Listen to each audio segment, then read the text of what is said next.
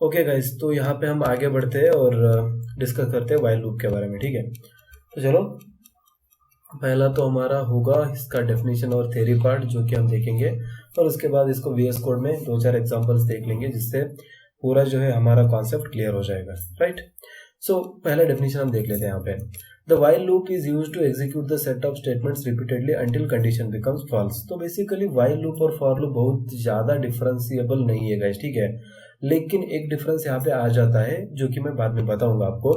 while loop is used when the end condition is decided by the other dependent variable, but while loop is faster as compared to for loop। तो ये बहुत ही important है guys. जब हम for loop को use करना चाहते हैं तब एक सिनारियो पे दूसरा होता है, और जब हम फॉर लूप को यूज करेंगे वहां पे एक सिनारियो मतलब अलग से हो जाता है। तो जब भी हमें नंबर ऑफ इटरेशंस पता होते हैं तब हम फॉर लूप को यूज करते हैं, और हमको जब नंबर ऑफ इटरेशंस पता नहीं है या फिर जो जितने नंबर ऑफ इटरेशंस आते हैं वो दूसरे वेरिएबल पे डिपेंड है तब हम व्हाइल लूप यूज करेंगे। ठीक है, तो कुछ इस तरह से दोनों में डिफरेंस होता है। तो जब भी नॉर्मली अगर रियल लाइफ में अगर मैं पूछूं कि जो रियल लाइफ प्रोजेक्ट्स होते हैं जो कि काम कर रहे हैं एक्चुअल में, तो उसमें क्या यूज किया जाता है, उसमें बेसिकली व्हाइल लूप यूज किया जाता है क्योंकि इसका एग्जीक्यूशन बहुत ही तेजी से हो जाता है और वहाँ पे जो कंडीशन होता है वो दूसरे वेरिएबल पे डिपेंडेंट होता है। जो व्हाइल में कंडीशन आएगा वो दूसरे सेट ऑफ कोड को एग्जीक्यूट करने के बाद वहाँ पे एक वेरिएबल जनरेट होगा और वो वेरिएबल यहाँ पे इनपुट होगा। तो कुछ इस तरह का सिनारियो अगर रहता है तो वहाँ पे व्हाइल लूप यूज करना बहुत ही आइडियल रहेगा। ठीक है, तो ये बात हो गई कब व्हाइल लूप को यूज करना है। उसके बाद the while loop keeps on executing the lines of code until the condition becomes false. ये तो सही है, मतलब व्हाइल लूप जब तक एग्जीक्यूट मतलब तब तक एग्जीक्यूशन स्टॉप नहीं करेगा तब जब तक कि उसका जो कंडीशन होता है वो फॉल्स नहीं हो जाता। तो यहाँ पे एक नोट मैंने लिख के रखा है जो कि इम्पोर्टेंट है। In while loop body there must be an operation which makes condition to go false, otherwise loop becomes infinite.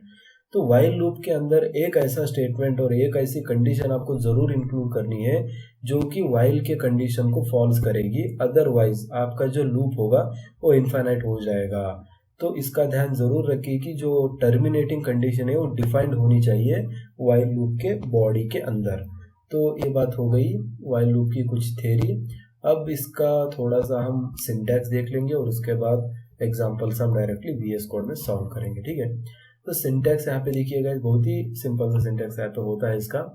While होती है, उसके बाद दो ब्रैकेट्स के अंदर हमें कंडीशन मेंशन करनी होगी, और जैसे ओपन क्लोज ब्रैकेट्स होते हैं उसके अंदर कुछ सेट ऑफ स्टेटमेंट्स होते हैं जो कि ये जो कंडीशन है ये ट्रू होगी तो एग्जीक्यूट होगी, अदरवाइज ये एग्जीक्यूट नहीं होगी। तो same as that of for और इफ और एनी अदर लूप। ठीक है, तो एनी अदर स्विच कंडीशन हो सकता है, कुछ भी अगर ट्रू होगा तो उसकी बॉडी के अंदर जो स्टेटमेंट्स होंगे वो एग्जीक्यूट होंगे, और फॉल्स होगा तो जो अंदर के स्टेटमेंट्स है वो एग्जीक्यूट नहीं होंगे। तो इसी के साथ डू वाइल होता है गाइस, जहाँ पे पूरे बॉडी का स्टेटमेंट्स पहले एग्जीक्यूट किया जाता है उसके बाद कंडीशन को चेक किया जाता है। तो इसको कहते हैं हम एंट्री कंट्रोल लूप और उसको हम कहते हैं एग्जिट कंट्रोल लूप। ठीक है, तो इसके बारे में हमें पता है। मतलब इसको मैं अगर यहाँ से हटाऊँ, ठीक है, तो इसको कंट्रोल एक्स करके मैं यहाँ पे डालूँ और यहाँ पे मैं चिपका दूँ डू वाइल, और ये हो जाएगा सिंपली डू वाइल कंडीशन।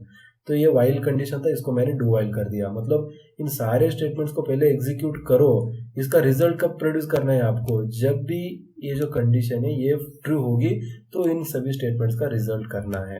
तो इसको क्या कहेंगे हम, एग्जिट कंट्रोल लूप, क्योंकि जब एग्जिट हो रहा है तब इसका कंट्रोल है, जब एंट्री हो रही है तो इसको कंट्रोल था और उसको हमने कह दिया एंट्री कंट्रोल लूप, और इसको हम कहेंगे एग्जिट कंट्रोल लूप। तो बेसिकली वाइल और डू वाइल का डिफरेंस हो गया और उसका सिंटैक्स। ठीक है, तो इसको मैं जैसा था वैसे कर देता हूँ पहले की तरह।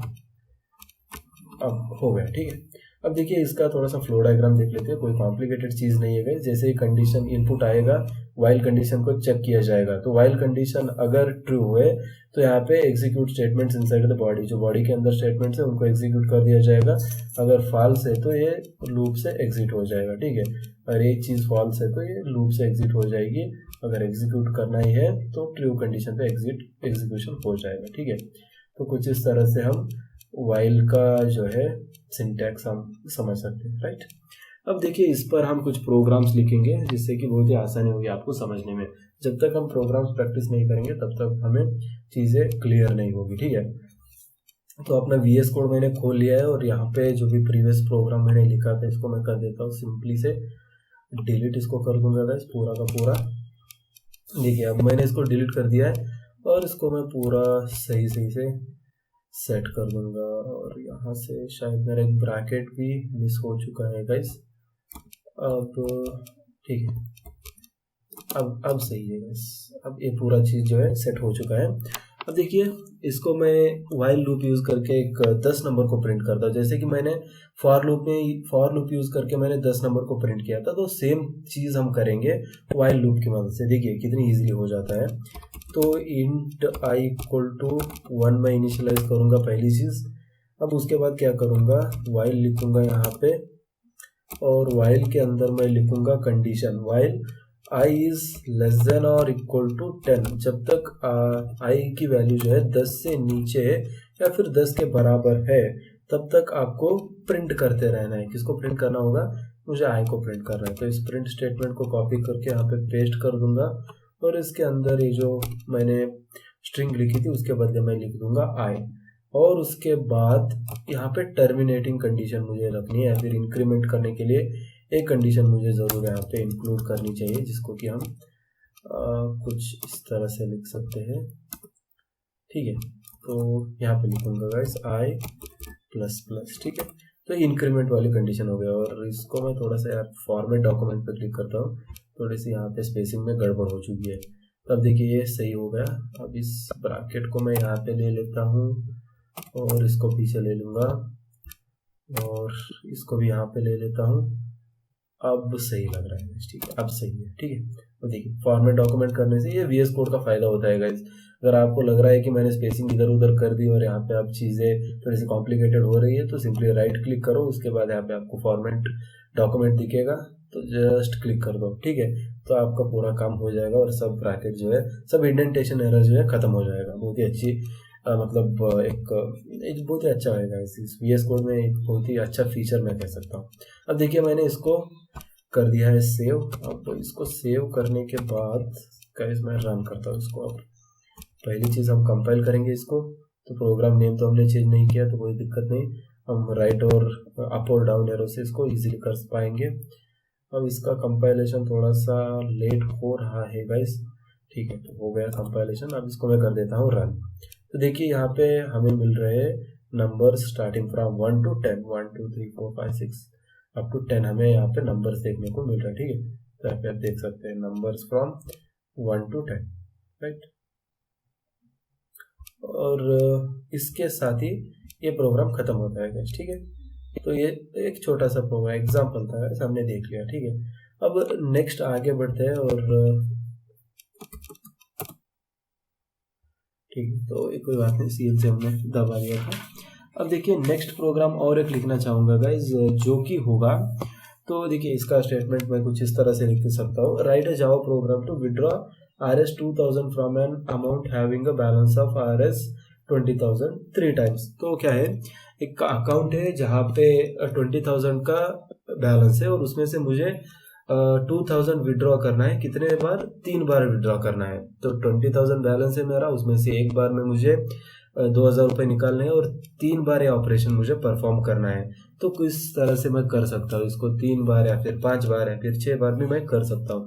तो बेसिकली मैं दिखाता हूँ कि कैसे हम इसको लिख सकते हैं। ठीक है, तो लिखना बहुत ही इंपॉर्टेंट है इसका। तो इसको मैं थोड़ा सा नीचे ले लेता हूँ गाइस, जिससे कि हमें थोड़ा सा स्पेस बच जाएगा यहाँ पे। अब देखिए इसको मैं फिर से कर रहा हूँ डिलीट और यहाँ से मैं स्टार्ट करूँगा लिखना अपना प्रोग्राम। तो पहले क्या कर लूँगा, मैं एक वेरिएबल ले लेता हूँ डबल। ठीक है, तो डबल मैंने ले लिया और उसमें account balance is equal to 20,000 मैं यहाँ पे रखूँगा। तो ये अकाउंट बैलेंस हमारा 20,000 हो गया। और उसके बाद और एक वेरिएबल ले लेता हूँ, उसको मैं कहूँगा amount which is equal to let us say मैं 3,000 ड्रॉ करना चाहता हूँ हर बार में। ठीक है, तो हर बार 3,000 ड्रॉ करना है और इसको कितने बार करना है, 3 बार करना है, जो कि मैंने पहले बताया था।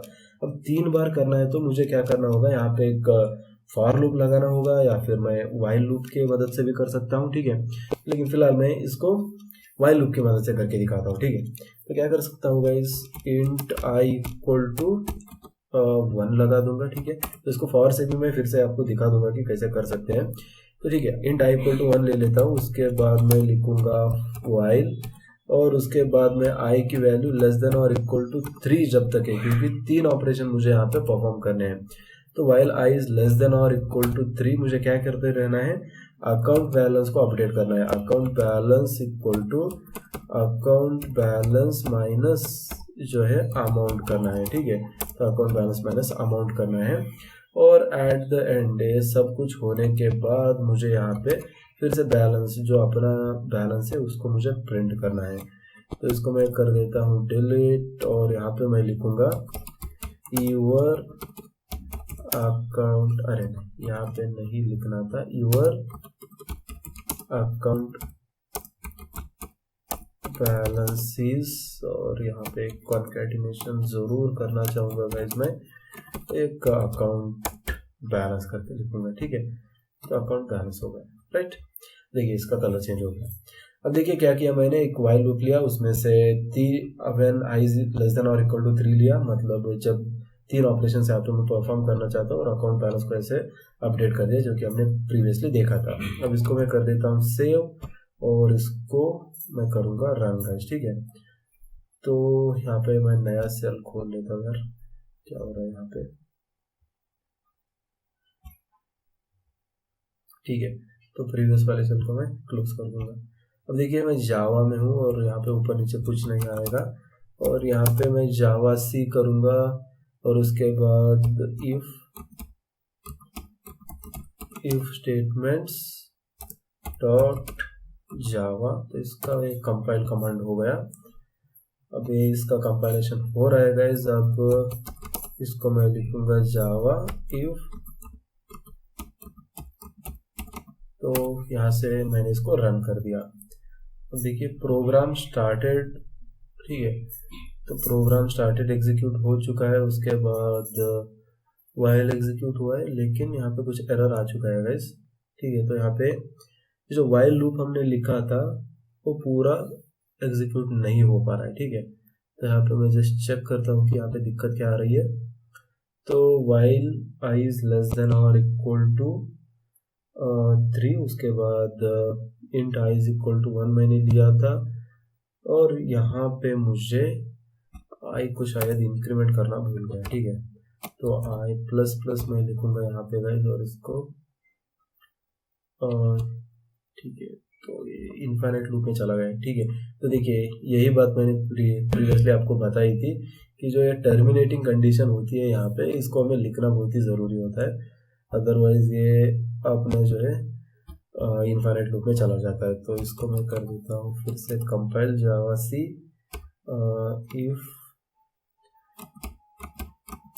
इफ स्टेटमेंट्स डॉट जावा लिखूंगा, ठीक है। तो इसके बाद कंपाइलेशन हो जाएगा इसका, और फिर जावा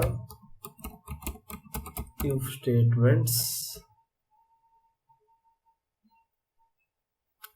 तो सेम चीज यहाँ पे हो रही है गाइस। लेट मी चेक कि यहाँ पे प्रॉब्लम क्या आ रही है।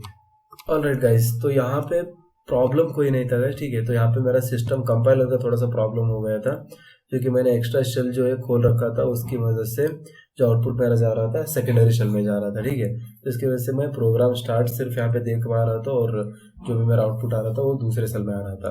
तो उसको मैंने अभी ठीक कर लिया, और यहाँ पे देख सकते हैं कोई एक्स्ट्रा शेल नहीं है यहाँ पे, और मैंने इसको अपने बिल्कुल डिफॉल्ट टर्मिनल में यहाँ पे खोल दिया है। अब देखिए यहाँ पे प्रोग्राम में कोई चेंज नहीं है, while i is less than और equal to 3, account balance equal to account balance minus 3,000। So basically मैं यहाँ पे जो 20,000 है, इसमें से अब 3 बार मैं 3,000 3,000 3,000 मतलब 3 3 3 3 2 3 3 9, तो 9,000 यहाँ से मैं निकाल रहा हूँ, और यहाँ पे मुझे मिल रहा है 11,000 इज द बैलेंस, ठीक है। तो यहाँ पे 3 बार से लेकर मैं इसको 4 बार कर दूंगा, तो मेरा बैलेंस यहाँ पे फिर से अपडेट हो जाएगा। यहाँ पे देखिए मैं इसको कर देता हूँ कंपाइल, ठीक है। इसको कंपाइल करने के बाद हम इसको कर देते हैं अभी रन, देखिए अकाउंट बैलेंस 8,000 रहेगा। तो कुछ इस तरह से आप एक वाइल लूप की मदद से अमाउंट विड्रॉ करने का एक छोटा सा प्रोग्राम लिख सकते हैं। अब देखिए गाइस, मैं इसको क्या करता हूँ, ये जो 20,000 है इसको कैसे करूँगा कि मैं जो विड्रॉ करने का अमाउंट है इसको मैं 2000 कर दूंगा। अरे वाइल लूप से ना लिखकर मैं इसको अगर लिखना चाहूँगा फॉर लूप यूज़ करके, ठीक है। अगर मैं इसको इस सेम चीज़ को फॉर लूप में इम्प्लीमेंट अगर करना चाहूँ तो कैसे कर सकता हूँ, ठीक है। तो देखिए बहुत ही सिंपल सी चीज़ है गाइस, मैं फॉर लिखूंगा यहाँ पे, और फॉर लिखने के बाद इसको मैं क्या करूँगा, जब तक ये 20,000 जो है जीरो नहीं हो जाता, या फिर यहाँ पे 3 बार मुझे इटरेट करना है, right. So int i equal to 1 लिखूंगा, उसके बाद colon i is less than और इक्वल टू 3, उसके बाद कूलन, और यहाँ पे मैं आई प्लस प्लस लिखूंगा, ठीक है। तो आई प्लस प्लस लिखने के बाद इसके बॉडी के अंदर मैं यहाँ पे चला जाता हूँ और इसको एंटर दबा दूंगा। अब देखिए यहाँ पे क्या करूँगा, मैं अकाउंट बैलेंस को सिंपली सेम चीज़ लिखूंगा, अकाउंट बैलेंस माइनस विदड्रॉ, ठीक है। तो विदड्रॉ या फिर यहाँ पे मैंने डिफाइन किया था इसको अमाउंट, तो अमाउंट मुझे लिखना होगा, ठीक है। तो इससे क्या होगा गाइस, 3 बार ये लूप चलेगा और ये 20,000 जो हमारा अमाउंट है इसमें से 2,000 एक बार निकालेगा, फिर 2,000 बार निकालेगा और फिर 2,000 निकालेगा, टोटली कुल मिलाकर 6,000 का डिडक्ट कर देगा। तो इसको हम देखते हैं रन करके कि कैसे आ रहा है, ठीक है। तो एक वाइल लूप की मदद से भी कर सकते हैं या फिर एक फॉर लूप भी आपको कॉफी होगा। तो यहाँ पे देखिए 14,000 हमारा बैलेंस आ रहा है। तो पूरा का पूरा अगर मैं निकालना चाहता हूँ तो इस लूप को मुझे 10 बार चलाना होगा, तब जाके 20,000 जो है पूरा का पूरा निकल जाएगा। तो इसको मैं कर देता हूँ कंपाइल, और आप देखिए आप हमारा अकाउंट बैलेंस जो है अभी जीरो आने वाला है, क्योंकि हम पूरा का पूरा ड्रॉ करने वाले हैं इस लूप की मदद से। तो देखिए यहाँ पे अकाउंट बैलेंस जो है जीरो आ चुका है। तो कुछ इस तरह से फॉर लूप सब यूज कर सकते हैं। लेकिन यहाँ पे गाइस देखिए 20,000 मैंने राउंड फिगर ले लिया, अब पता चल रहा है, लेकिन लेटेस्ट से मैं 20,045 ऐसे कुछ ले लूंगा। तो अब देखिए, अब बताइए मुझे कि कितनी बार मुझे लूप चलाना होगा जिससे कि मेरा अकाउंट बैलेंस जो है जीरो हो जाएगा। तो ये बताना नामुमकिन नहीं, लेकिन मुश्किल है, ठीक है। तो इस मुश्किल को हम सॉल्व कर सकते हैं वाइल लूप की मदद से। जब तक जो मिनिमम बैलेंस टच नहीं हो जाता या फिर आपका जो अकाउंट बैलेंस जीरो नहीं हो जाता, तब तक आपको जैसे डिडक्ट करते रहना है। तो इस चीज़ को हम इम्प्लीमेंट कर सकते हैं वाइल लूप की मदद से बहुत ही ईजीली।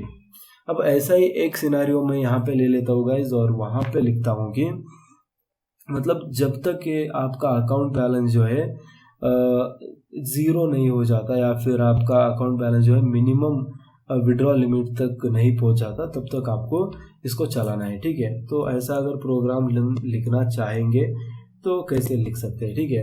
तो write a Java program for following requirement. Basically क्या रिक्वायरमेंट है, the account balance is 20,000, the amount to be withdraw is 2,000। Write a program to withdraw until the balance become zero. तो जब तक ये बैलेंस जीरो नहीं हो जाता तब तक हमें यहाँ पे विड्रॉ करते रहना है, ठीक है। तो कैसे हम इसको लिख सकते हैं, तो बेसिकली अभी मैंने दिखाया था गाइस आपको, 10 बार लूप लगाकर मैं इस 20,000 को जीरो, मतलब 20,000 को account balance is equal to zero कर सकता हूँ, ठीक है। तो कुछ इस तरह से कर सकते हैं, या फिर मैं ऐसे भी लिख सकता हूँ। इस फॉर को मैं निकालूंगा यहाँ से, बहुत सारे सिनारियोज मैं आपको सिर्फ दिखाना चाहता हूँ, ठीक है। देखिए मैं यहाँ पे ले लेता हूँ वाइल, और क्या लिखूंगा मैं, while account balance is greater than zero. जब तक अकाउंट बैलेंस आपका ग्रेटर देन जीरो है, आपको एक चीज़ करनी है, और क्या है, account balance equal to account balance, ठीक है, अकाउंट बैलेंस माइनस जो अमाउंट हमने लिया था उसको डिडक्ट करना है। तो अमाउंट मैंने लिख दिया, ठीक है। तो जब तक ये चीज़ रहेगी, ये क्या करेगा, अकाउंट बैलेंस को चेक करेगा। जब तक ये जीरो से ऊपर है ये डिडक्ट करता जाएगा। तो जब तक जीरो नहीं आता तब तक ये डिडक्ट करेगा। इसको मैं सेव करके कंपाइल कर दूंगा अभी, और कंपाइल करने के बाद यहाँ पे मुझे इसको करना होगा रन, ठीक है। तो देखिए program started, your account balance is zero, तो प्रोग्राम एंडेड। तो यहाँ पे देखिए अगर जब तक जीरो हो जाता है तब तक ये इसको रन करता जा रहा है, ठीक है। तो कुछ इस तरह से हम यहाँ पे लिख सकते हैं एक छोटा सा प्रोग्राम जो कि हमारे अकाउंट बैलेंस को जीरो कर देगा, राइट। तो अब हम आगे बढ़ते हैं, और नेक्स्ट प्रोग्राम जो है हम कैसे लिखेंगे गाइस, यहाँ पे मतलब ये तो सिंपल सी चीज़ होगी कि 2,000 लिया, उसके बाद चेक किया। अगर हम यहाँ पे अमाउंट जो है अकाउंट बैलेंस से कम है या फिर ज़्यादा है, इसको अगर इनसफिशिएंट बैलेंस होता है तो उसको अगर हम प्रिंट करवाना चाहते हैं तो कैसे कर सकते हैं, ठीक है। तो इसको भी मैं एक सिनारियो करके आपको दिखा देता हूँ। तो इन सब चीज़ों का आपको प्रैक्टिस करना है गाइस, तभी आपको समझ में आएगा। तो ठीक है, चलो अब यहाँ पे मैंने डबल अकाउंट बैलेंस ले लिया, अमाउंट ले लिया। उसके बाद क्या कर दूंगा, एक वाइल लूप ले लेता हूँ और उसमें मैं डिफाइन करूँगा जब तक अकाउंट बैलेंस जो है आपका ग्रेटर देन 0 है तब आपको एक चीज़ करनी होगी। और उसके अंदर क्या लिखना है, एक इफ कंडीशन ले लेता हूँ गाइस। और इफ कंडीशन में मैं क्या लिख सकता हूँ, जो अमाउंट मैं विड्रॉ करना चाहता हूँ तो ये किससे कम होना चाहिए, ये amount should be less than account balance. तो जो अमाउंट मैं विड्रॉ करना चाहता हूँ वो मेरे अकाउंट बैलेंस से कम होनी चाहिए, तभी मैं ऑपरेशन को परफॉर्म करने दूंगा या फिर नहीं करने दूंगा। तो यहाँ पे एक मैसेज प्रिंट करवा देता हूँ गाइस, जिससे कि क्लैरिटी मिल जाएगी हमें। और यहाँ पे मैं प्रिंट करूँगा, ठीक है। तो यहाँ पे क्या प्रिंट कर सकता हूँ मैं, विड्रॉइंग अमाउंट, मतलब कितना अमाउंट विड्रॉ कर रहा हूँ ये भी मैं दिखा सकता हूँ। विड्रॉइंग यहाँ पे RS लिख दूंगा सिंपली, और यहाँ पे कूलन देके इसको कॉन्कैटिनेट करूंगा किसके साथ, अमाउंट के साथ, और कितना अमाउंट मैं यहाँ पे विड्रॉ कर रहा हूँ, ठीक है। और यहाँ पे अकाउंट बैलेंस को मैं एज इट इज अपडेट कर देता हूँ गाइस, हमेशा की तरह account balance equal to account balance minus amount अगर लिख दूंगा तो मेरा अकाउंट बैलेंस से मतलब डिडक्ट कर देगा, ठीक है। तो ये तो इफ कंडीशन हो गई। अब इसके बाद और एक कंडीशन आती है, अगर अमाउंट जो मैं विड्रॉ करना चाहता हूँ वो अकाउंट बैलेंस से ऊपर है, तब एल्स कंडीशन में मुझे और एक चीज़ लिखनी होगी। और उसको क्या लिख सकता हूँ मैं, यहाँ पे system.out.println इनसफिशिएंट बैलेंस में यहाँ पे लिख सकता हूँ, ठीक है। तो यहाँ पे इसको मैं डिलीट करूँगा।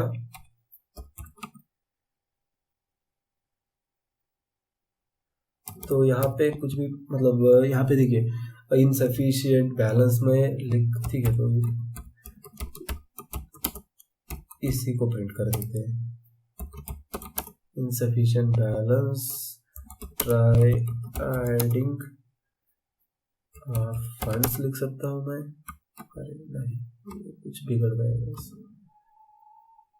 ठीक है। Insufficient balance try adding funds, ठीक है। और कितना मिस्टेक करते हो, ट्राई एडिंग फंड्स, ठीक है। तो कुछ इस तरह से हम लिख सकते हैं। और उसके बाद जब आपका जो ये मतलब सफिशिएंट बैलेंस नहीं है तो क्या मुझे लूप को फिर से चेक करना चाहिए, नहीं, कोई ज़रूरत नहीं, क्योंकि आपके पास पैसा ही नहीं है तो कैसे विड्रॉ करना है।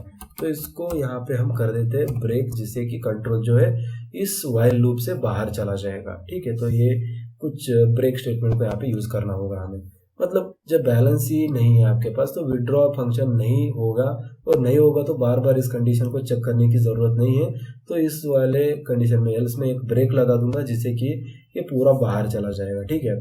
अब देखिए यहाँ पे फाइनली और एक मैं अपना अकाउंट बैलेंस कितना है इसको मैं प्रिंट करवाना चाहता हूँ। तो यहाँ पे मैंने किया है और अकाउंट बैलेंस सब कुछ सेम है। तो इसको मैं सिंपली रन करके दिखाता हूँ गाइस कि आपको क्या होता है, ठीक है। तो यहाँ पे मैंने इसको कंपाइल कर दिया, अब इसको मैं कर रहा हूँ रन।